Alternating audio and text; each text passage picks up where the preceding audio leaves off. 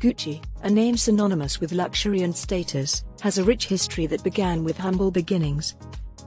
The story begins with a young man named Guccio Gucci, born into a family of straw hat merchants in Florence, Italy, in 1881. However, at the tender age of 17, Gucci's family business went bankrupt, and his parents split up.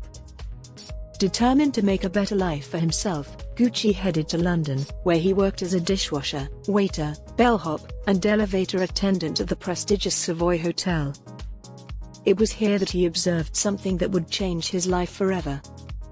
He noticed that the hotel's wealthy guests cared more about quality than cost. This realization sparked a fire in Gucci's heart, and he knew that he had to do something to capitalize on this. In 1901, Gucci returned to Florence, where he started a family with Aida Calvelli and worked in an antique store. But when World War I broke out, Gucci was forced to serve in the army.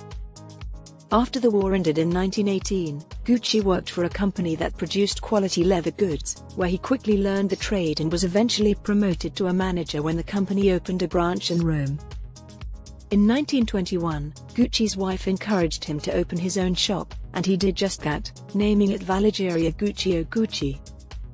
The shop was popular, but Gucci was struggling to keep up with supplier demands and customer requests for credit. He was on the brink of closing down when a miracle happened. His daughter's boyfriend gave him his wedding savings, which Gucci used to pay off his suppliers and hire more artisans. But the challenges didn't end there. In 1925, Italy faced sanctions from several countries, and Gucci could no longer source the leather he needed. He was forced to get creative and started making handbags and luggage using canvas and leather. He also expanded his product line to include belts, wallets, and shoes. Gucci's sons, Aldo, Rodolfo, and Vasco, recognized the potential for expansion and suggested opening a new shop in Rome.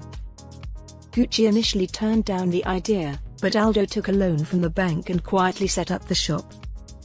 When World War II broke out, Rome became an open city, and soldiers flocked to the shop to buy products to send back home.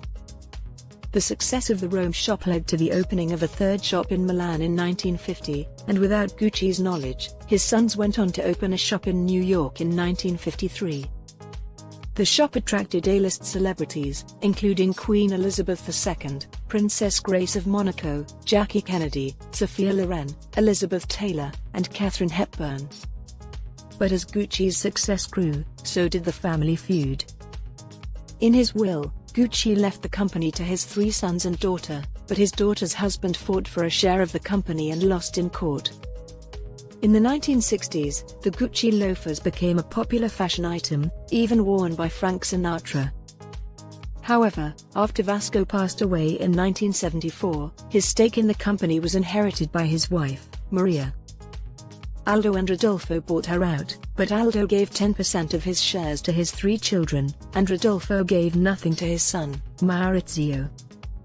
This sparked a rebellion, with Giorgio, Paolo, and Maurizio all vying for a piece of the company. Giorgio opened a shop using the family name, Paolo started his own label, and even reported his father for tax evasion. Aldo was sentenced to a year in prison for failing to pay $7 million in personal income tax. When Rodolfo passed away, Maurizio was bequeathed with half of the company. With a sizzle in his step, he kicked his family out and sought funding from InvestCorp to buy them out. But the heat in the kitchen was too much for Maurizio to handle, and Gucci's glory days became a thing of the past. Losing more than $30 million in just 1 year was enough to get him fired by InvestCorp.